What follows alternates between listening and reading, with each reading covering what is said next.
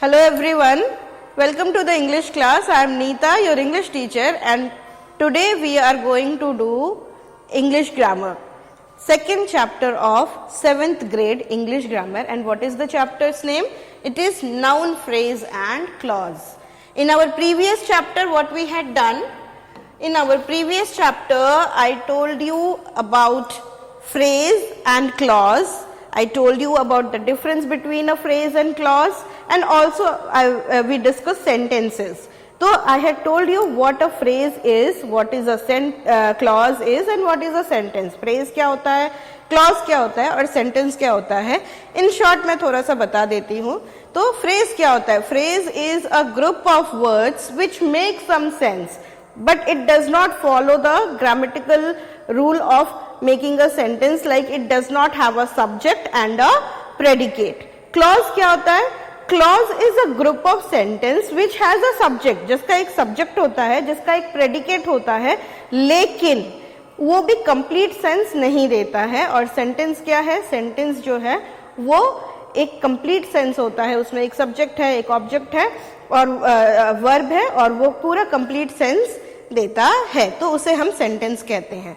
तो आज हम पढ़ेंगे जो phrase होते हैं, phrase और clause, they are of 3 types that we are going to do in this class 7th grade. Okay, तो पहला जो है वो क्या है?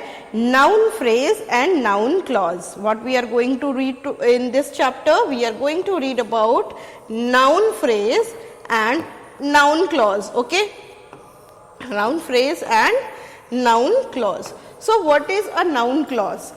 What is a noun phrase? सबसे पहले हम क्या करेंगे? डिस्कस करेंगे कि what is a noun phrase. तो noun phrase क्या होता है? A noun phrase plays the role of a noun. Noun क्या है? Noun is a naming word. Noun is a naming word. Word, one word. Okay? Noun is a naming word. लेकिन जब एक group of sentence क्या काम करता है? एक noun का काम करता है, तो उसे कहते हैं noun phrase. पूरा group मिला के क्या बनेगा? सिर्फ एक noun बनेगा, noun का काम करेगा sentence में, तो that is called noun phrase. ठीक है? The modifiers can come before or after the noun. और जो उसके modifiers होते हैं वो noun के before या after आ सकते हैं, जैसे कि जो preposition है, चाहे जो भी है. Okay? Look at the following sentences. जैसे the boy wants something. ठीक है? The boy wants to go home. Okay? तो पहले में क्या है? The boy wants something. The boy wants something. Boy को क्या चाहिए? कुछ चाहिए. So what is something? Something is a noun. Okay? तो suppose something is a noun. तो बोल रहा है क्या कि the boy wants something. क्या चाहिए? समथिंग में he wants to go home. तो ये to go home जो है वो किसको रिप्लेस कर रहा है? इस समथिंग को रिप्लेस कर रहा है. ठीक है ना? तो ये जो to go home है ये हो गया हमारा noun phrase. ओके, हम और भी थोड़े से एग्जाम्पल्स लेते हैं और noun phrase को बहुत अच्छे से समझने की कोशिश करते हैं. तो सब more examples of noun phrase. कुछ और एग्जाम्पल्स हैं नाउन फ्रेज के. बहुत ही इजी चीज है, बहुत ही इजी चीज है. अगर थोड़ा सा दिमाग लगाएंगे तो नाउन फ्रेज को समझना बहुत ही आसान है, कोई मुश्किल काम नहीं है. Okay, so early to bed is a good maxim. Is a good maxim. तो early to bed is a good maxim. What is a good maxim? Question क्या है? What is a good maxim? If I am asking you, what is a good maxim? तो what is good maxim? Early to bed is a good maxim. तो ये पूरा जो है early to bed ये क्या कर रहा है? ये what का आंसर है. What का आंसर है. तो ये होता है noun phrase. एक सेंटेंस में जो what को आंसर करता है वो क्या होता है? noun होता है. जो what को आंसर करे वो noun होता है. तो ये भी क्या है? ये what को आंसर कर रहा है और ये क्या है? noun phrase. We enjoy playing cricket. ठीक है? We enjoy playing cricket. We enjoy what? अब फिर से आ गया we enjoy what? तो we enjoy what? Playing cricket. तो playing cricket जो है this is a noun phrase. क्यों? क्योंकि वो यहाँ पे ऑब्जेक्ट का काम कर रहा है। जैसे कि early to bed is the subject of the sentence, वैसे ही वी इंजॉय प्लेइंग क्रिकेट, तो प्लेइंग क्रिकेट जो है वो क्या है, it is object of the sentence, और वो क्या है, नाउन फ्रेज। उसके बाद है did you enjoy reading this book, did you enjoy reading this book, again reading this book, what is the verb, enjoy, क्या इंजॉय करना, रीडिंग दिस बुक, तो वर्ब को आंसर क्या कर रहा है, वर्ब का जो ऑब्जेक्ट है वो क्या है, object of the verb reading this book, okay. So again this is a noun phrase, तो यहाँ पे reading this book is the noun phrase, यहाँ playing cricket is the noun phrase, and यहाँ early to bed is the noun phrase. अब आते हैं हम अपने नेक्स्ट सेंटेंस में, to win a prize is my ambition, to win a prize, what is my ambition, what का answer क्या है, what is my ambition, to win a prize is my ambition, तो टू विन अ प्राइज क्या है, this is the noun phrase of the sentence, okay, subject of the verb. Now I tried to get the sum right. What did you try to get? What did he try to get? What did you try to get? Get the sum right. तो पूरा the sum right जो है वो क्या है? It's a noun phrase.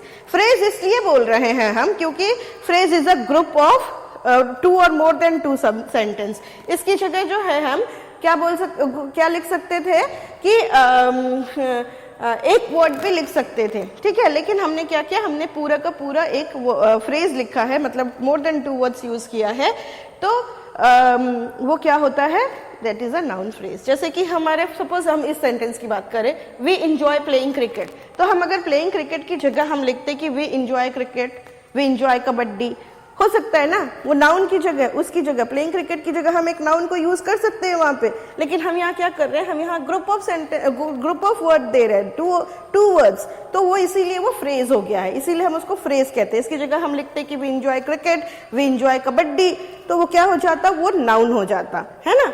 फिर जैसे कि ये है did you enjoy reading this book, अगर हम रीडिंग दिस बुक की जगह लिख देते डिड यू इंजॉय मूवी, हाँ, तो वो क्या हो जाता, वो एक वर्ड हो जाता, एक वर्ड में उसका आंसर होता है ना।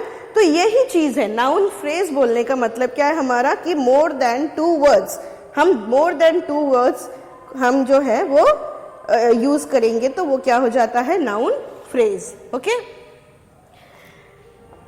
Now let's see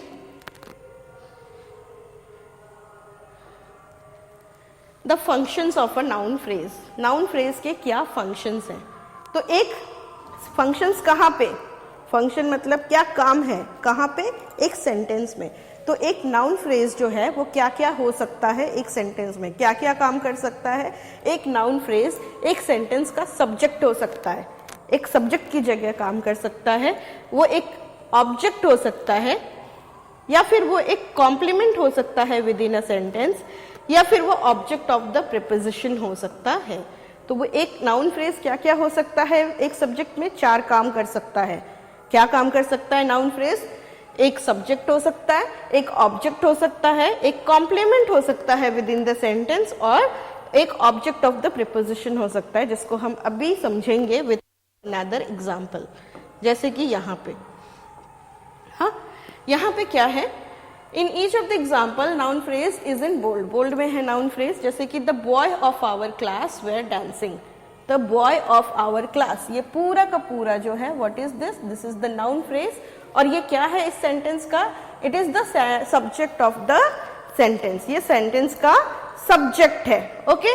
now see the next one, my father works, Radha सैंग a Punjabi song, तो राधा ने गाया, क्या गाया, एक पंजाबी गाना गाया, ठीक है। तो काम क्या किया राधा ने, राधा काम कर रही है तो वो सब्जेक्ट है, और काम क्या किया है उसने, किसके ऊपर किया है, she has sang a Punjabi song, तो पंजाबी सॉन्ग जो है वो क्या हो गया, it is the object of the verb, a Punjabi song is the object of the verb. Next, my father works in a big factory, ठीक है, works in a big factory, this is the my father works in a big factory, तो we have put in, that means preposition.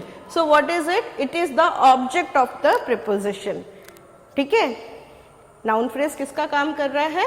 Object of the preposition. ठीक है ना, object, prepositional verb जिसको बोलते हैं हम, prepositional object.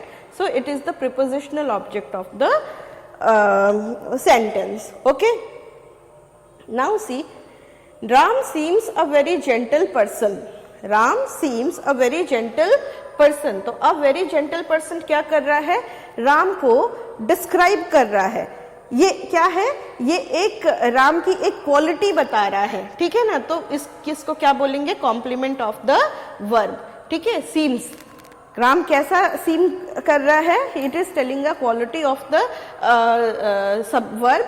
So this is called the complement of the verb. So now I think it is clear कि कैसे एक नाउन फ्रेज जो है वो सब्जेक्ट ऑफ द वर्ब, क्या बोलते हैं, सेंटेंस होता है, सब्जेक्ट ऑफ द वर्ब होता है, ऑब्जेक्ट ऑफ द वर्ब होता है, prepositional object of the verb होता है और कॉम्प्लीमेंट ऑफ द वर्ब होता है. It works in 4 ways in a sentence and it is this.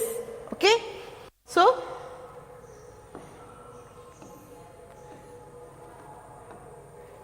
Noun phrase can include a determiner, an adjective, an adverb और एक to infinitive.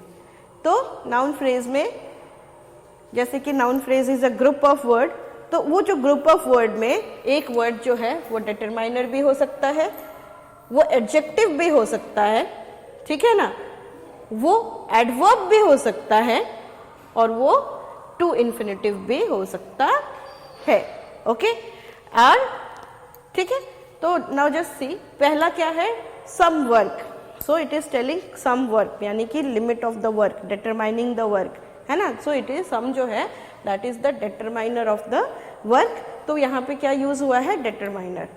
Some important work, obviously work को describe किया है, कितना important, adjective of the work. Some very important work, adjective को भी क्या कर रहा है? एडजेक्टिव से भी ज्यादा, है ना. तो एडजेक्टिव क्या करता है? वो डिस्क्राइब करता है, वो एडजेक्टिव से भी ज्यादा है. तो वेरी जो है वो कभी कभी यूज होता है विद द एडजेक्टिव, तो वो क्या हो जाता है? एडवर्ब. जब वेरी जो है एडजेक्टिव के साथ यूज होता है बिफोर एन एडजेक्टिव, तो वो क्या होता है? एडवर्ब होता है. जैसे कि very important question. So important is the adjective और verb, very is the adverb. तो जब भी एडजेक्टिव के साथ वेरी लगता है तो it works as an adverb. तो सम वेरी इंपॉर्टेंट वर्क में वेरी इज एन एडवर्ब. फिर some very important work to do, तो यहाँ पे ये क्या है?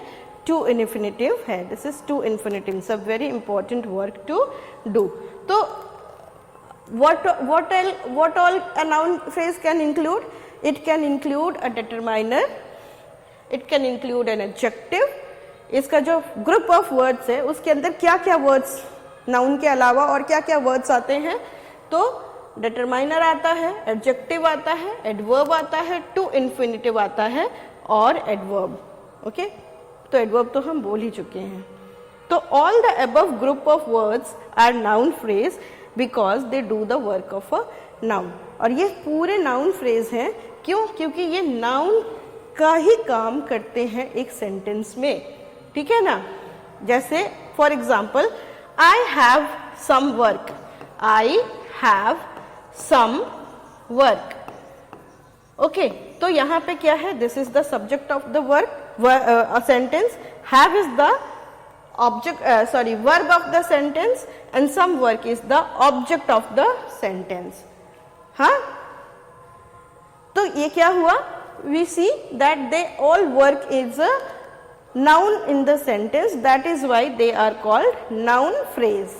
I hope noun phrase is now clear to everyone. noun phrase में कोई भी प्रॉब्लम नहीं होनी चाहिए. phrase तो हमने पहले ही पढ़ लिया और नाउन फ्रेज भी हमने समझ लिया.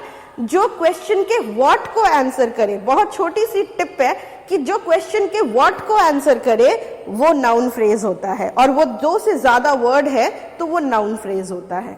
जो क्वेश्चन के व्हाट को आंसर करे और वो सिर्फ 1 वर्ड होता है उसको बोलते हैं noun.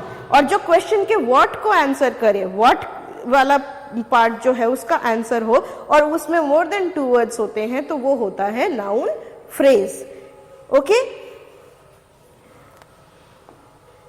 Now we will see what is a noun clause. तो हमने नाउन फ्रेज तो देख लिया, अब हम जरा देखते हैं कि ये नाउन क्लॉज क्या होता है। Okay, noun clause. So noun clause क्या है, let's C.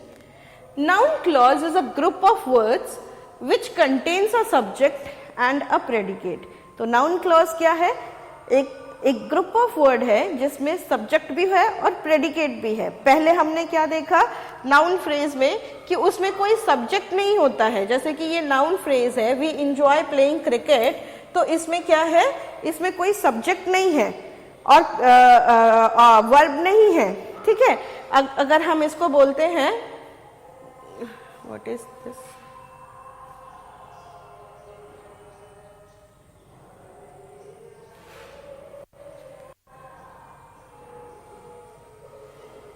okay, I was just, I think before, one thing more before we start the noun clause, I just wanted to discuss this also. The subject and object of or the complement of verb is always a noun phrase. तो ये जो होते हैं subject या object या complement verb, ये हमेशा क्या होते हैं, they are always noun phrase.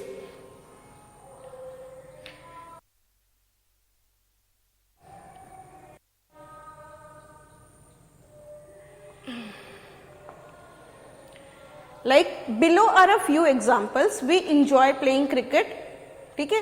तो ये क्या है, सब्जेक्ट या इसमें जो सब्जेक्ट है ये क्या है, नाउन फ्रेज है। He loves to sing and dance, तो he loves to do what, sing and dance. तो यहाँ पे sing and to sing and dance is what, object of the verb. The bird flying in the sky looking beautiful, the birds flying in the sky looking beautiful, ठीक है ना। तो जो क्या कहते हैं, लुकिंग ब्यूटिफुल है, this is the complement of the verb. Okay, the birds flying in the sky looking beautiful में looking beautiful is the complement of the verb. Dancing is a good exercise, so dancing is a good exercise, तो dancing क्या है, is a good exercise. Vikram was a brave soldier, Vikram was a brave soldier। तो brave soldier again it is a complement of the verb। sleeping early is a good habit, तो sleeping early क्या है, it is the subject of the verb and ये कुछ और examples हैं किसके, noun phrase के। अब हम बढ़ते हैं noun clause पे। तो जैसा कि मैं बता रही थी कि नाउन क्लॉज क्या होता है, नाउन क्लॉज में एक सब्जेक्ट होता है और एक ऑब्जेक्ट होता है, सॉरी वर्ब होता है, एक प्रेडिकेट होता है। एक सब्जेक्ट और प्रेडिकेट मिला करके नाउन क्लॉज बनता है। जैसे कि look at the group of words in the following sentences, इसमें देखते हैं हम, I expect to get a prize. Okay, I expect to get a prize, to expect, I expect what, I जो है वो क्या एक्सपेक्ट कर रहा है, subject is expecting what, to get a prize. तो टू गेट अ प्राइज में क्या है, वर्ब भी है, ठीक है, और क्या कहते हैं, सब्जेक्ट भी है। तो ये क्या हो गया, it is a clause. Okay, I it is क्या कह रहा है, आई expect that, sorry, I expect to get a prize, इसमें क्या है, this is to get a prize is the noun phrase, noun phrase है because there is verb but there is no subject। okay, now just see, I expect that I shall get a prize।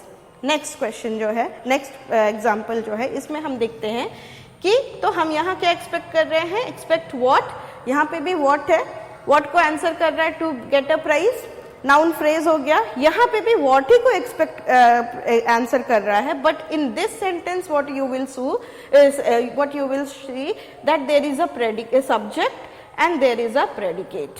Okay, that I shall get a prize में क्या है, there is a subject and a predicate. Okay, तो ये क्या हो गया, this is a noun clause. अब देखो next question, that you have come pleases me. तो ये जो दैट यू हैव कम जो है, ये पूरा का पूरा क्या है, सब्जेक्ट है. That you have come pleases me. What pleases you? That you have come pleases me, है ना. तो यहाँ पे दैट यू हैव कम में you is the subject and have come is the predicate. तो यहाँ भी क्या है, एक सब्जेक्ट है और एक प्रेडिकेट है. तो फिर ये क्या है, this is a noun clause. और वो क्या आंसर कर रहा है, व्हाट आंसर कर रहा है, क्या, क्या प्लीज करता है. तो वहां पे हम लिख सकते हैं टी, टी प्लीजेज मी, कॉफी प्लीजेज मी, है ना. तो उसकी जगह पे हम दैट यू हैव कम भी लिख रहे हैं. तो वो भी क्या है, वो भी एक नाउन का ही काम कर रहा है. और वो क्या है, it is the noun clause because it has a subject and a predicate. Okay, now let's see. तो हमने जो अभी पहले के एग्जाम्पल देखे, 3 एग्जाम्पल्स देखे. तो पहला क्या था, उसी को एक्सप्लेन किया गया है. The first group of words to get a prize does not contain a subject. To get a prize में कोई सब्जेक्ट नहीं था, तो वो क्या हो गया था, नाउन फ्रेज. और सेकेंड ग्रुप ऑफ वर्ड्स में क्या था, आई शैल गेट अ प्राइज. इसमें जो है it has a subject and a predicate. Okay, so this is a noun clause. और थर्ड जो है, that you have come is the subject of the verb. Pleases is the obviously the verb. It is therefore does the work of a noun and it is called noun clause. और noun clause क्यों कहलाता है और phrase क्यों नहीं कहलाता है, because it has a subject and it has a predicate. That you have come में you is the subject and have come is the predicate, so it is also a noun clause. Okay. Noun clause usually works as the subject of the verb in a sentence. Subject का काम करता है या object का काम करता है इन a sentence. कभी सब्जेक्ट का काम करता है और कभी ऑब्जेक्ट का काम करता है सेंटेंस में. जैसे कि I fear that I shall fail. तो आई फियर जो है वो हमारा मेन सेंटेंस है. आई फियर, तो I fear what, I fear that I shall fail. तो ये पूरा जो है ये नाउन क्लॉज है. क्यों? क्योंकि इसमें एक सब्जेक्ट है और एक वर्ब है, सॉरी प्रेडिकेट है. तो इसीलिए ये क्या है, it is the object of the verb. I fear what, I fear lion भी बोल सकते थे, आई फियर टाइगर भी बोल सकते थे. पर एक वर्ड की जगह क्या बोल रहे हैं हम, ग्रुप ऑफ वर्ड बोल रहे हैं जिसमें कि एक सब्जेक्ट भी है और एक प्रेडिकेट भी है. तो ये क्या हो गया, ये नाउन क्लॉज हो गया and it is acting in the sentence as object. और वो क्या काम कर रहा है, ऑब्जेक्ट का काम कर रहा है. I shall get a prize. तो यहाँ पे आई होप क्या है, this is the sentence and I hope what, क्या होप कर रहे हैं, that I shall get a prize.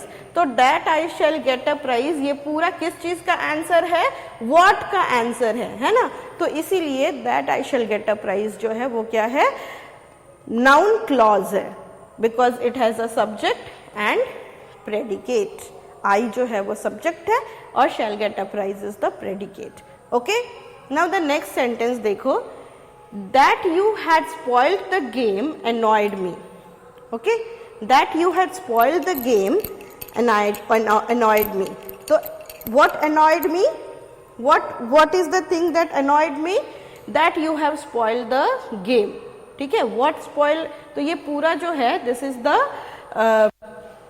object of the verb. मुझे किस चीज से annoy किया गया, वो that you have spoiled the game, पूरा गेम स्पॉइल करके annoy किया गया है ना. तो म्यूजिक annoyed me भी लिख सकते थे, है ना. नॉइज annoyed me भी लिख सकते थे.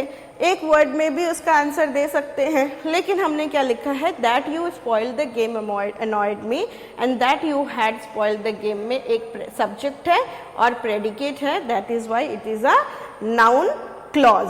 ओके, ये नाउन क्लॉज हो गया. And now this that you have annoyed me is working as the object of the sentence. जो मी जो है वो annoy हो रहा है, तो वो किस चीज से annoy हो रहा है, यही तो आंसर है इसका, है ना.